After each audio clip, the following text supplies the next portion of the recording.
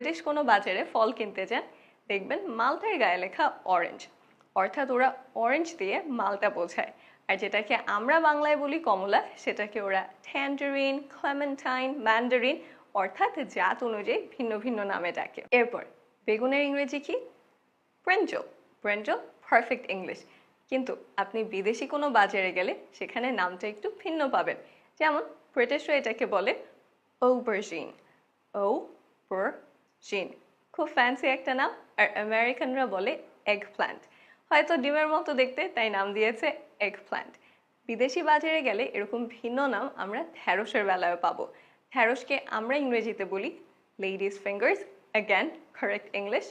তবে ইউএসএ ইউকেতে ঢ্যাঁড়স ওখরা নামে বেশি পরিচিত। তারপর আমরা বলি capsicum, again this is correct. কিন্তু বিদেশে পেপার বা বেল পেপার এই নামগুলো সাধারণত ব্যবহার হয়।